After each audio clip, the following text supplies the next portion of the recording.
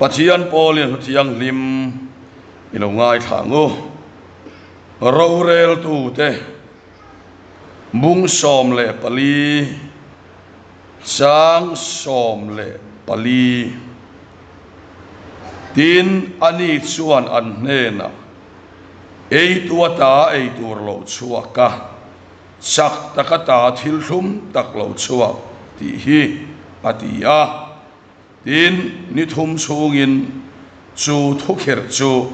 an phil fia thei talova an nuaya chang som pariata an sia le ange tin nisari ni tlak main sumi khuami te chuan an hena khoi zuaya thum zok enge ni le tin sakei bak nei aya chak zok enge ni le antia tinani chuan an hena kabong la hian leilet sula chuan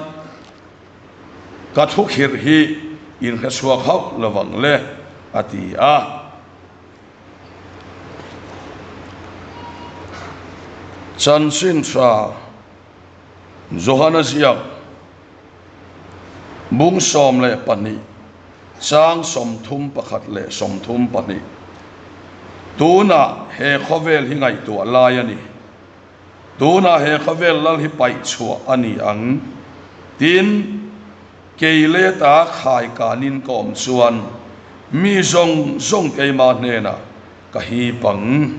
atia akhat sia le ange Galatia ramami te hena tirko pol le khathon bungru sang som le pali kero chuan kanal pai swa Krista cross lo chu ka chuan lo tur sia mai chu chumi zara son khoveli katan khen ben omta keipo khovel tan khen be in ko omani thu kan siar telal pan kan satan malmin som sak ro se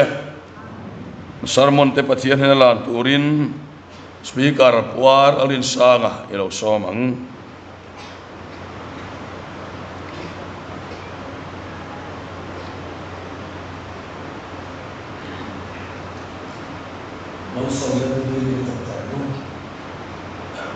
lalpa kan pathian kan padu tak min patu biko kan ho kisene te hingui le samsami kan nei china kan voice so china ne sundewa so lalpa nama kan la ne function se kisene le ko kan ho min maya wa e ibin do te min von ka awangin samsami saklo sang nei china ila van tharau thiam min kan har le china ina to lo pui tun ne ka to min mu kilo ba in lom thu kan fil se sibai kan bu ka che lalpa sanna ma fak tu chen khat te ka no le pa chen khat ten fa ka china ta nan du to te ko kan ni mai the nu la man ni te to te ko kan ni mai the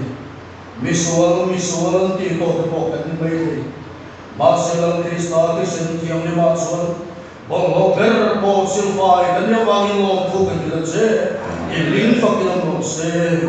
sariari sia lo londin puile la akele ra sip so khegin tharau diam min fang so le la e thuta bangin min so la le ro ka ri thar thiam che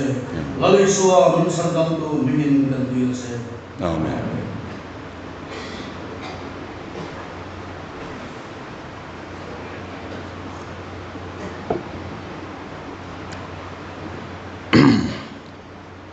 lo mom le mai zanin su kabat de moti mai turin and director aron tel buka speaker seniorin min ron choi om buka thamon thak lein kan khiani le hei zanina kan thupuyatana kan than chua chu ring tu thil ti theina thuru ti mangin pathian thu soi kan tumani ring tu thil ti theina thuru ring tu thil ti theina chu enge ni kan ti chuan ring tu thil ti theina chu sum le pa ya om lova sakna om lova rau pui na om lova fin na om lova crossa chau om ane ring tu thil ti theina su cross ani ti kha pakhat na ni so wang chuan cross lo chu ring tu ten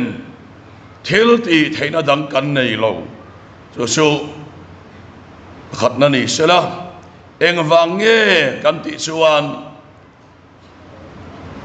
ring tu ten cross chang lo chuan Pathian in puan na kan sang lova Pathian mangai na lei buak na ni a Pathian in puan na thuk ber chu cross ni a chuwang chuan cross chang lo chuan Pathian nen ain po tak tak thei lovani ain zom thei lovani ti kha kan ngai tu na lom sela ti chuan tuna hian chu cross chu eng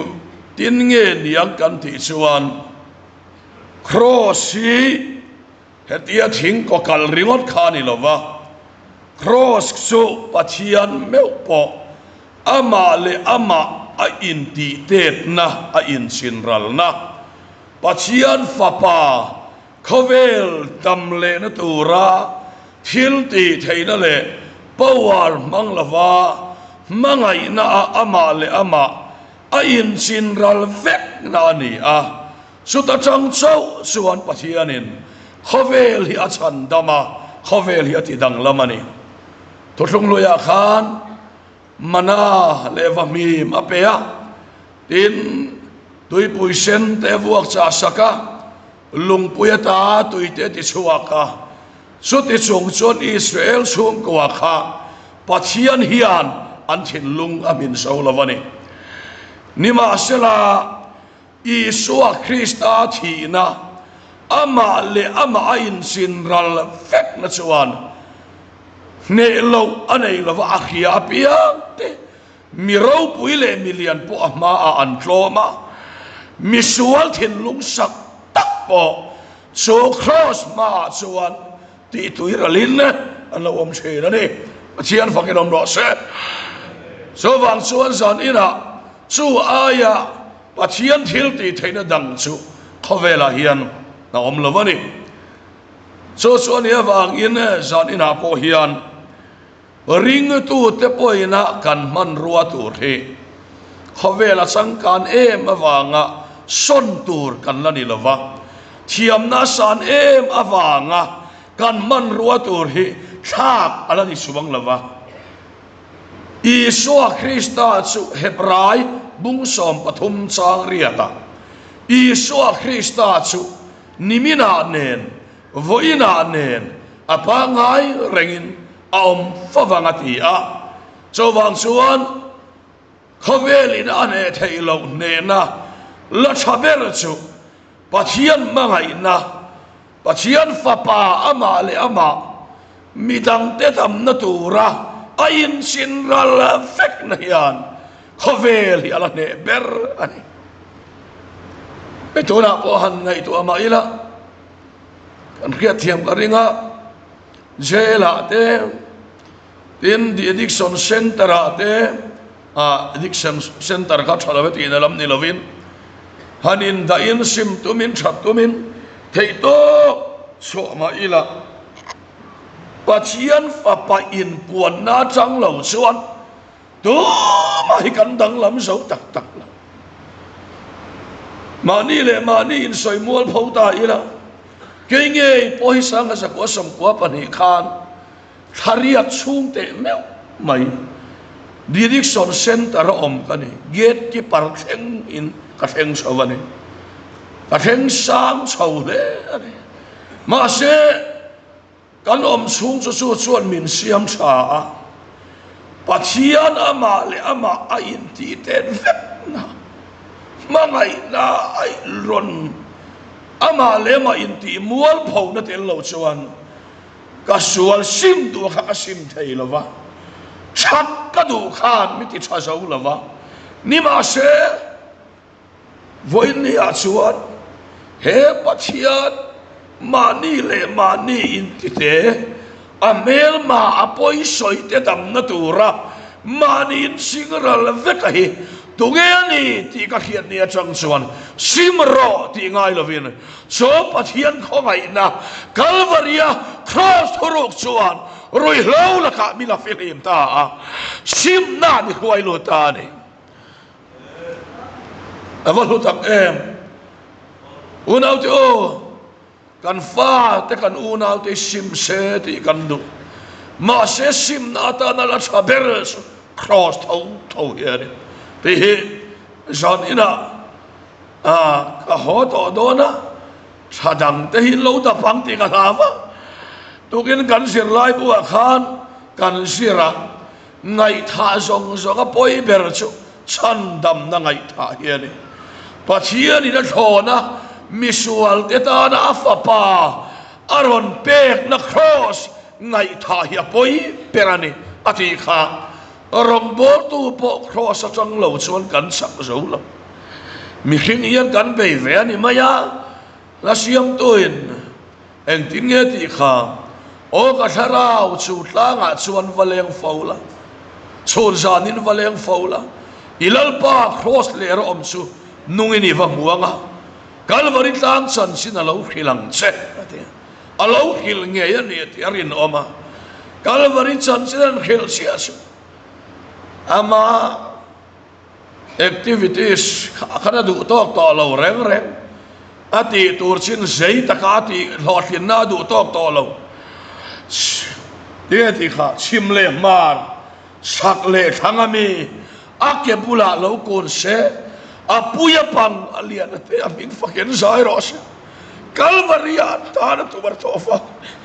hallelujah pathian faken abrose calvaria ta na tu bartofa chanem ngai rot ya agai lo chanem ngai na poi cross sa boko mani cross chang lo suan misual magai na pom thei suang lo chawang suan cross si theingil pal ala omber ka thin lungin theingil sum se misual final lui so atia chawang suan zanina hian ka thu cha du no lo so ring tu thil ti theina ko han nun na bul per pathian fa pa cross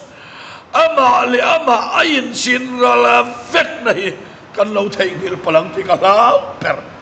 so diang suan kan kem chuak te ren po zan ina hian ai kan ngai tuan a lo om sela kar khat emo tha khat emo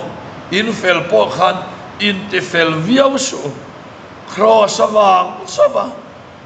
hemi theng ve thei kan cross lo om lo se chuan tha khat po dai ngai lo kan ni am ti ula ye in chat rei ai ma in cross sa in lo manga chu sa tu ana dai do da ni lal pa fa ki lo cross chu mi hian sian sa apoi mo em ani ai kan rama hian kan han kem lu lai chuan cross thu kan han soya kan tui viau maya kan han suaka kan theingil le dai maya cross tel lovering tunun ke pen mani theina le mani sakna ke pen kan tum le ama se re da ingai lo kan sapong ma le kan tu mani le maya kan indu ma le a kan tu le mani maya cross tel lova tu nang theng da ingai lo voi ni theng ka dai thei san hi pachian fa pathina wang sabani han ti ula in lim thare mai dona cross a khan nun na tui aluang asu nang ma ni alo luang lun reng mai dona ni ai he oi mo tak meu me vin ka khia chu an ril ruwa lo am sela tin rong bol tu te kem khan kem pa khan mi sani le pakua som borvel siang sia to lova kan lu ta kan lu cha khop mai lom om le ni enge rong bol na ta nian chaber ti la thiam na kan lo nei sang vi vani poin thiam na aya masa jok su cross thau khani chawang suan cross aya cha om lovani ti hi pathian thuin min ko muwa so cross so ani le engtin nge ka manang ti kha a haula ya kha an soile taila engtin nge ka manang an chuan cross si ralna ani awangin Samson khan thukhir anaya tlangwal ho nena thukhir kanaya kaso tang cheunga in khriat chuan in ruk na puan som thum le lazai sin sil som thum kasoyanga in khiat lovero chuan nang nin in ruk na puan som thum le lazai sin sil som thum min pedona nia atiani te chuan athorok chu hei hiani tuna kan upa tiran saktak sia kha ani ei tu ata ei tur lo chuak sak takata thil thum tak lo chuak pi kha ani ta ni hei samson thukhirani an kha chuak thei silova anu pui timna khonula anei ta kha an zo ta anu puin samson anu pui lo khil to sia anu puin tlangwal ho lo khil sia ta chuan an zota a anisari nia samson an zota a tlangwal ho chuan ti hian an sang ta ni khoi zu aya thum zok engele a ti hedeu khan mo khoi zu aya thum zok engele sakei bak nei aya chak zok engele ani ta ni om sia chu anu le apa tenen timla khonula filistianula anvarim don khan kalkonga sakei bak nei ril tram ne nan in to kha ta chuan kel no po som ang mai in samsonan apot somani kha te chuan an hon nu a anula rim tura avakal le na a abial nu rim tura kal le na khan khonge kawa peng zok ten ti in asakei bak nei po som ruang kha avaena ta chuan khuain buan lo chepa buan lo neya ta chuan khoi zu lo oma samson la a eita a anu le pa po apeve ta ni chu chu ni eitu ata eitur lo chuak ti lo chuan lai ta kha om sia so tiang asai lang dona eitu chu sakei bak nei ani sakei bak nei po soma a om vek chia khan khuain buan chet ngam chia zuan chua thei chia ani chu tiang chia so no nau to zadina hian hei poi mo em maya keimania mi khinna ik sik du am chapo huat na khak na tau na elrel na ik sik na soi chiat na sang bernia in ria thabernia in ria thok tam bernia in ria te a hian lalpa la ro pui mai lava chu chu khosa po soma a om le vek na muna khoi zu lo chuak do ni lalpa va kilo mo se ei tu tai tu lo chuak avahan pathian tu chu voi khati mai tok se cross hen lo son en mai alo tok zo se lo cross hen lo son en rong bol na mai alo tok lo re chawang son tiang anga poi reu dau te o pathian tu soi chia bila kanon hi cross ina a chiara lo son khoi zu lo chuak thei lo so ni fa te nei du em nu poi te nei du em pasal te nei du em voi ni a hian thu nei na mangin ne ngai lo wang lali suwa krista thi na khan mi chak atak mai sakei bak nei ei tu kha chinral ini na mun nei ini na muna thil ti thei na hi automatic na lo om do na ni chowang suan ring tu thil ti thei na chu cross sa chinral na bok hian ni hallelujah pathian vakilom ro se aba kong da om lo aba fa te thei na kan nei lo aba rong bol pui te thei na kan nei lo aba chen om khaven ten ei tur bu na tur dangan nei lo po som kanina chau hian ani mi ten ei tur an bu don ni ti hi pathian thui min ko mo ni le adat le suan sak takata thil thum tak lo chwa ai nang de urenga sak takatu samsona nia mo sak takata thil thum tak lo chwa atia sakai bak nei ayat sak zo ania so enge ni kan ti suan ke ni ayat sak zok su pathian ani cross ani ke ni ayat sak zok su so min po som fet na lal paro puna lo lang don ni ti pathian thui min ko mo ni rom bol na nunga pathian ne na in lai chin na tak tak relationship chatur tak tak suat mi hing chung lama kan thein le kan chak na te kan chuan ve te po som ani na le langlam thila kan in nga na lalpa aya kan tlei pui chinral ani na zela sunglam khian min lo zo maka keima nia hian ei tura lo chuak do ani so pathian thu ani so wang chuan zon ni na hei kan ngai tu na lo om sela voi khat crossa mana ka thito alom campinga ti mai mai ani lo cross kan thi zel na turata na lalpan min pe khania so wang suan enge kan ti suan helaya hian kan sak zong hi voi khat kal san hian are tavek don ni lo alaron om zel don voi ni thleng hian ke ni speaker te po hi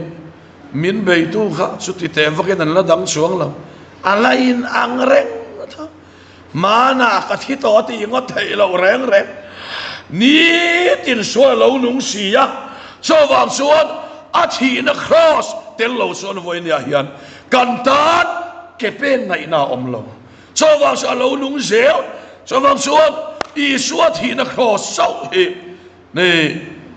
pathian ne na kan in som na om sunani awangin so crossa chinral kan ni suan keima ni chang pon mi dangin nuna an lo mu maya hei lan tir tum vak te po hian i vak lo kan nuna kan lan tir te te thak hat vel so vaka rem na le le si te om sia nei vak lo wa khonge kan nuna kan lan tir te ngatia thak hat vel mo kum khat vel mo active em re thom na le em kha ani lo ya thi keu mai tu thi keu hian alau dai re thi huk hitum lo ila kan nuna hian thi keu tur omani ti mu ila chu kong chu zoi muak in kan so anga crossin ni tin kan du zong chin ral zelna min huai na hi kan nun na ni pathian vakin om ro se mi zo teril ro son mana kanung to an tu na du ti ma ila heta sol lo nung to ma se mana kan nun to na kan ringa kan zela tu na hian ni tin i thia inun na khista ni tina inun a in puan na zelin satuan anung turin at huai don sok se ni lalpa vakin om ro se khai ka kan sa thiam tura so zai min ngai dam te hei ti tur kha tam lu tu ka ram lun no ta changin mesi lampang minon choi om ai a then su kan ke gp a ruai tu lui ten nia ran su ka veila ma hian an thua an nung changa tharo ui sen ngoi renga a hei an lo chua ka lo eng ma ka lo soi lo ka thei ngil dai maya ka thiam lo ni zan volop danga khan non kal to wa ka lo soi to sia kha wang khan ko ha se thit an din ti to sia lo kal to a ka ngai wangin kan manghil wat maya asia lo tak me ka zo hoi tha ka zo muwa an la ngai tha em mai le ha la ai tha rom romani em ko ni se sa ina hian hei kan ngai tu ana lo om sela van ram lo tur hian ni tin chinral na changin van kan lu tona mana ka pian tharna a chang khan pathian ka tok don lova voin ni lalpan min eiral na chang hian a local le hi ka hak le thin lalpa local le huni mo so wang so tu na hian e khai ni tin pan sang song kan du sok kan that chiat na cross chinral ani hian man rodang va ka ngai lo ti khani in khom mai po lalpan ahlia khu top mai don sa hei cross na ai ral ni aya ril hi om lo renga kan sak zok lalpa aya kan du zo ama biak te in khom te chong chai te mo biak in pan te aya kan ta poi mo kha keima ni a chin ralin om mai sela ta khan keima ni a hian Krista so takin nung hal mai kan du zong pai na chet sin ral na sel hian nun na omani cho alo poi mo khop mai hetia process sel ani nei asian em na ni ka riat chu hei ti ma po hian nia local rei ve to tema chol deu to ti salamat tlan to hi an ron kal le hian han pathian lama bar han phar mai tur hian an sak chal in soi mam ma ila tu na chan na chang lo chuan nim na tak hi om thei ma na chan toi nom sia tak anei lo so wang chuan tu na chinral mek kani na hian voinia chan da mek in min om tirani chan da mek om tur chuan tu na chinral mek ni alo poi mo tak me wani ti pathian thui min ko mu a so wang chuan so mi chinral na su kan tan ala poi mo sel don ni ti pathian thui min ko mu a he ei tu ata ei tur lo chuak sak takata thil thum tak lo chuak lalpana ei tu min ei ral na le min chin ral na hi cross na min chin ral na hi kan nun na tur midang te tan po ani ti pathian thui min ko mu a tuna po hian ani na taka chuan ring tu te hi chung kwa po ani se pathian tu te po hi kan in khil tur ani ma se minan en berasu engai moni khwa a ka ngai dan hi chinral aniem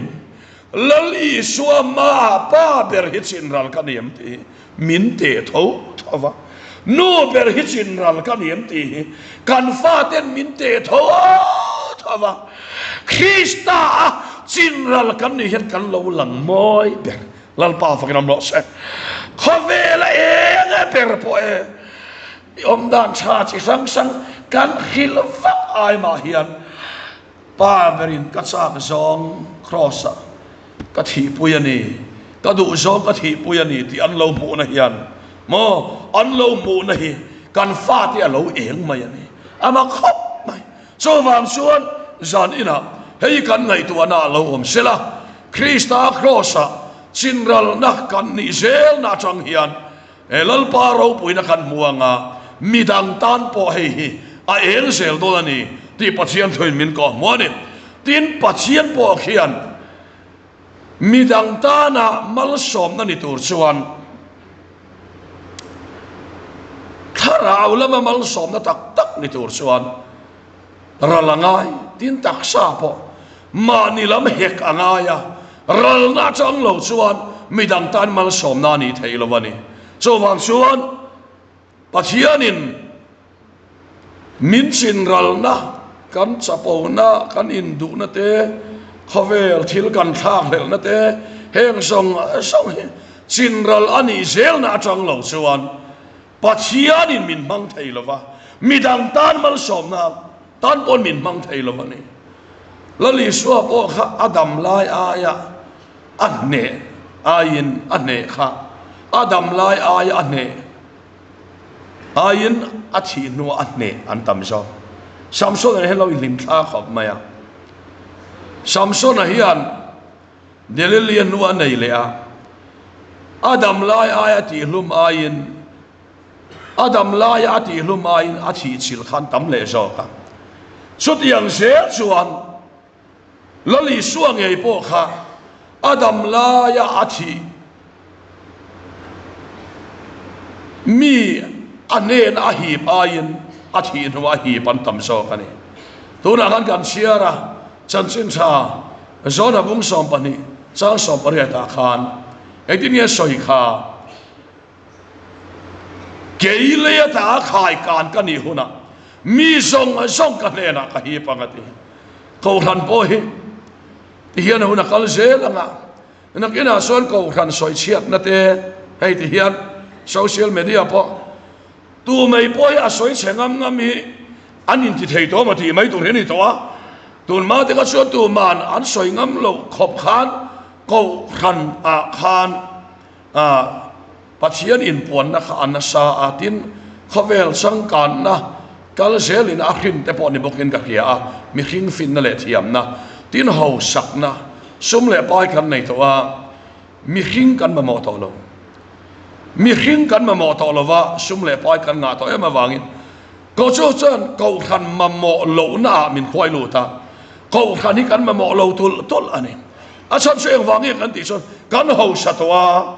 mi khing kan ma mo tak to lo wa so wang son ti hian kan soi chebor marta mai so ni a helai te kan soi lam du lai su heng song a po hian nakin zel rong bol to ten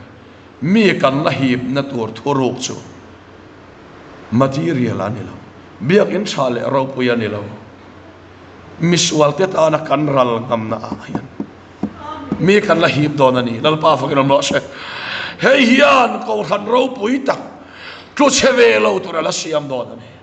so wang suan kan man ruwa ral na ni ral na hei ko khan man ruwa ni khavel thu nei na kan nei ve lo ma se kan la pa thi na bok hian ram kan le don lal pa fa kan lo se chu diam chu nu na te o ka ro ke ni rong bol tu wal te po hi ka rong bol puitan step masabera ral photila kristan ne na chin ral ni photila tiam suan ko kan sunga bo ani vekati ro he ta a ke ma ni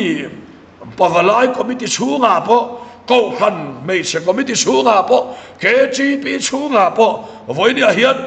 e khai nang ke ni ti om lo ve na u nau te o nang min ti tu tan khan ral ila lal ram hi asawang lal pa fa kiron lo se nang min ti tu tan khan lal se ila su lal ram kan tin ta to ni kan lal pa thi na ban ruwa lo su man rodang pek kan la ni lo ni o man rodang kan la ni lo thil ti thai na kan man suat kan mual phau se la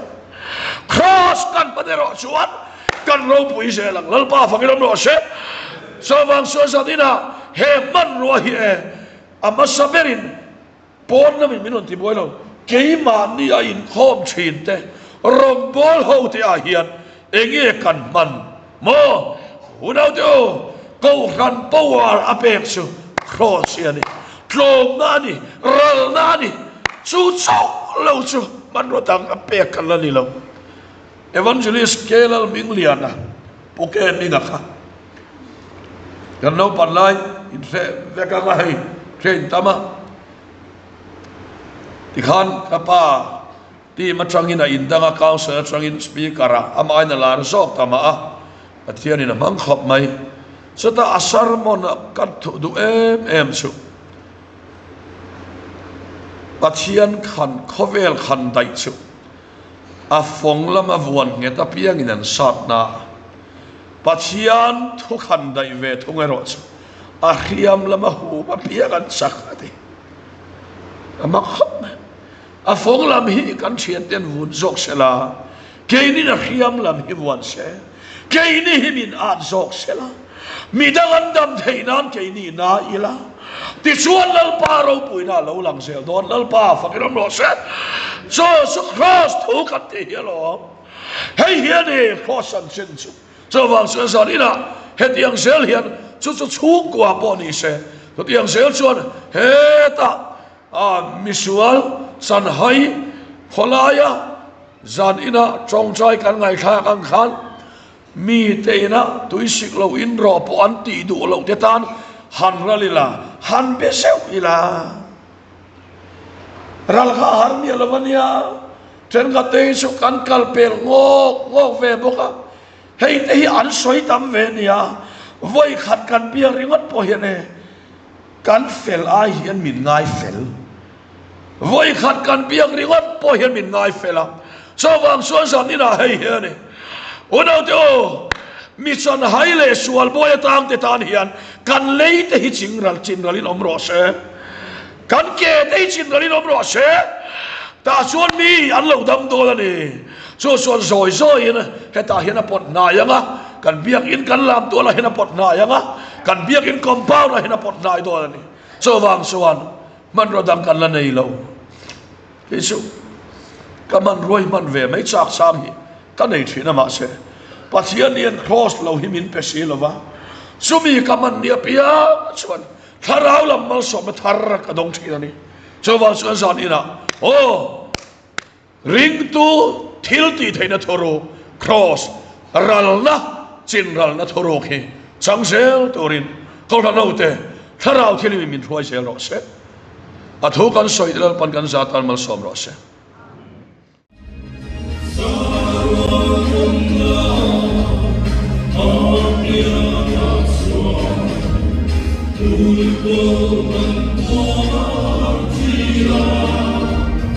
Every